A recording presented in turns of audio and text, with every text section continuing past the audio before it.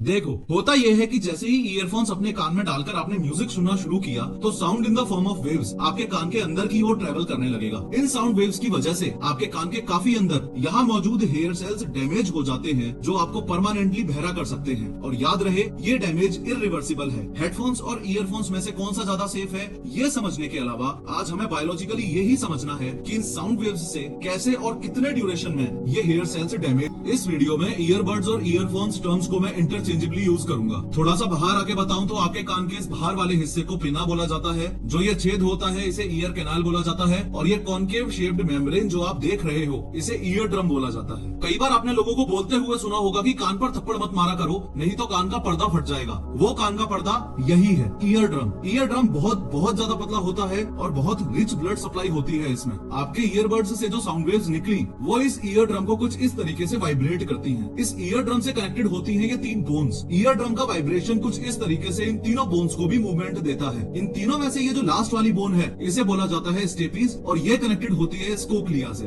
देखो, inner ear के total 2 portions होते हैं, एक तो ये वेस्टिबुलर पोर्शन और दूसरा है ये कोक्लिया। वेस्टिबुलर पोर्शन आपके बॉडी के बैलेंस के लिए रिस्पॉन्सिबल होता है, इसलिए आज हम इसकी बात नहीं करेंगे। हमारा फोकस रहेगा इस कोक्लिया पर। लेकिन उससे पहले ये समझो, ये 2 बंदे जो खाली और भरे हुए वाटर टैंक्स में बैठकर पैर हिला रहे हैं, इनमें से सेम स्पीड पर पैर हिलाने के लिए किसको ज्यादा फोर्स या ताकत लगानी पड़ेगी? ऑब्वियसली इस वाले को जो पानी में पैर हिला रहा है। क्यों? क्योंकि लिक्विड एयर के कंपैरिजन में ज्यादा डेंस होता है और वहाँ ज्यादा फोर्स चाहिए। सिमिलरली कोक्लिया फ्लूइड कंटेन करता है, इसलिए एयर के कंपैरिजन में ज्यादा डेंस है। तो हमारे ईयरबड से जो साउंड वेव्स या एनर्जी ईयर कैनाल में एयर में ट्रेवल करती हुई आई, उसको 20 गुना ज्यादा पावरफुल कर देती है ये बोन्स, क्योंकि स्टेपीज का कोक्लिया कनेक्टिंग एरिया काफी छोटा है। अब कोक्लिया के अंदर मौजूद है ये टाइनी हेयर सेल्स, और हर एक हेयर सेल के ऊपर मौजूद है ये स्टीरियो। और जब भी हम काफी लॉन्गर ड्यूरेशन के लिए लाउड साउंड सुनते हैं तो ये हेयर सेल्स भी कुछ इस तरीके से सूज जाते हैं। चिंता की बात यह है कि अगर ईयरफोन्स को सेफली यूज नहीं किया गया तो इन हेयर सेल्स और स्टीरियोसिलिया में परमानेंट डैमेज भी हो सकता है, और आजकल यंगस्टर्स में हो भी रहा है। और दुख की बात यह है कि फिलहाल दुनिया के किसी भी हॉस्पिटल में इसका कोई भी इलाज नहीं है।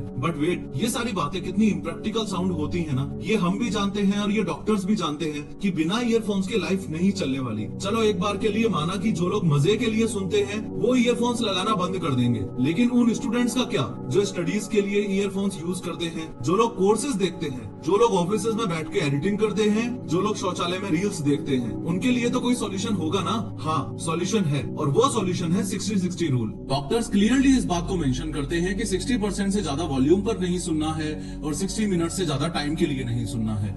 अगर आप ये 60-60 रूल फॉलो करते हो तो आपके ईयर्स ईयरफोन यूज करने के बाद भी 100% सेफ है। लेकिन अगेन ये बात भी टोटली इम्प्रैक्टिकल है, क्योंकि कई ऐसे केसेस भी हैं जहां बच्चों की ऑनलाइन क्लासेस घंटों घंटों चलती हैं, या ऑफिस में बैठ के लोग 8-8 घंटे एडिटिंग करते हैं। इसलिए इस 60-60 रूल से परेशान होकर ये रवि नामक एक स्टूडेंट डायरेक्टली डॉक्टर के पास चला गया और लॉन्ग आवर्स तक अपनी ऑनलाइन स्टडीज कंटिन्यू करने के लिए पॉसिबल सॉल्यूशंस के बारे में पूछने लगा। डॉक्टर साहब रवि को अच्छे से समझाने के लिए उसकी स्टडी टेबल पर वापस आए और बताने लगे कि अगर आपको लॉन्गर ड्यूरेशन के लिए ऑनलाइन स्टडीज करनी है तो हमेशा ही सोर्स ऑफ साउंड और ईयर ड्रम के बीच के डिस्टेंस का खास ध्यान रखना है। जब आप ईयरफोन यूज करते हो तो सोर्स ऑफ साउंड और कान के पर्दे का डिस्टेंस सबसे कम होता है। यानी ईयरफोन या ईयरबड्स ऑडियो डिवाइसेस के लिए यूज करने वाले ऑप्शंस में से सबसे खतरनाक और सबसे बकवास चीज है। ये कुछ ऐसा है जैसे 2 छोटे छोटे स्पीकर्स एकदम आपके कान में घुसा ही दिए हैं। जब आप हेडफोन्स यूज करते हो तो साउंड सोर्स से ईयर ड्रम की दूरी थोड़ी सी और ज्यादा है। रिसर्चेस और वेरियस स्टडीज इस बात को साफ साफ प्रूव करती हैं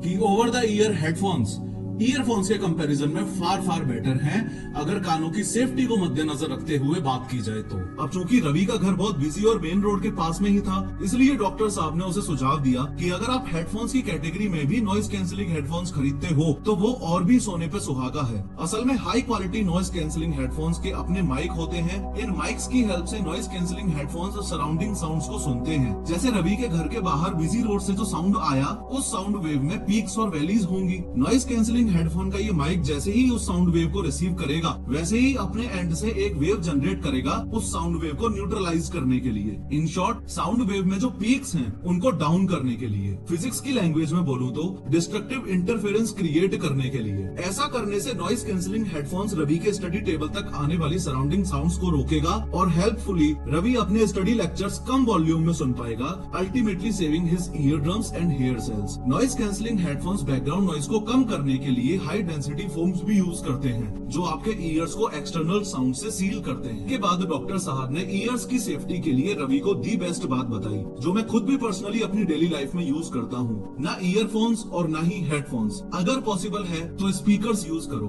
अगर रवि अपने रूम को ज्यादा से ज्यादा साइलेंट करके स्पीकर्स यूज करता है कम वॉल्यूम पर, तब तो कोई दिक्कत है ही नहीं, क्योंकि सबसे बड़ा एडवांटेज तो ये है कि सोर्स ऑफ साउंड और ईयर ड्रम के बीच का डिस्टेंस काफी ज्यादा है। दूसरा, आपके ईयर कैनाल फ्री हैं और उनमें हवा जा रही है। ये हवा जाने वाले कॉन्सेप्ट को आप कुछ यूं समझो कि आपके कान के अंदर नेचुरली जो वैक्स है वो बाहर से आने वाले बैक्टीरियाज को रोककर ट्रैप कर लेता है। इससे बैक्टीरियाज आपके कान के अंदर नहीं जाते और इन्फेक्शन रुकता है। लेकिन घंटों घंटों तक जब हम ईयरफोन्स लगा के रखते हैं और ईयर कैनाल ड्राई हो जाता है और बैक्टीरियाज ट्रैप नहीं हो पाते, दस लीडिंग टू इन्फेक्शन। जाते डॉक्टर साहब ने रवि के पेरेंट्स को साफ साफ बोला कि इस बात का खास ध्यान रखें कि लंबे समय तक ईयरफोन्स का यूज करते वक्त रवि हर 30 मिनट्स में 5 मिनट्स का ब्रेक ले रहा है और हर 60 मिनट्स में 10 मिनट्स का ब्रेक ले।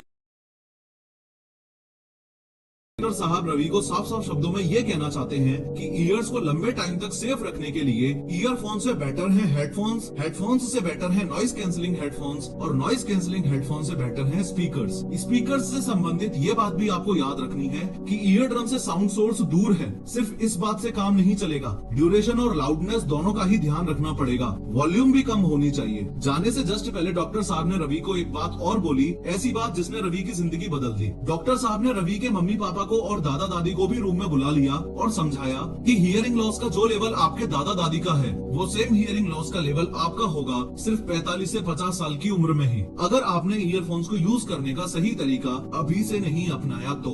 डॉक्टर साहब ने इस कॉन्सेप्ट को उस मिसकंसेप्शन से कंपेयर किया जो लोगों में बुढ़ापे और रिंकल्स को लेकर है। डॉक्टर साहब ने बताया कि लोग ऐसा सोचते हैं कि डीप रिंकल्स और स्किन पिगमेंटेशन एक नॉर्मल एजिंग का प्रोसेस है, यानी बुढ़ापे के साथ तो वो आएगा ही। लेकिन असलियत ये है कि स्किन पर ये सब लार्जली सोलर रेडिएशन और यूवी डैमेज की वजह से होता है। सिमिलरली, अरे इनके तो कान चले गए हैं जैसे शब्द आज हम जो अपने दादा दादी के लिए यूज करते हैं, ऐसे शब्द हमारी जनरेशन के लिए 45 से 50 साल की उम्र में यूज होने लग जाएंगे, क्योंकि हियरिंग लॉस एक नॉर्मल हेल्थी एजिंग प्रोसेस का पार्ट नहीं है, बल्कि नॉइज इंड्यूस्ड हियरिंग लॉस का सिग्निफिकेंट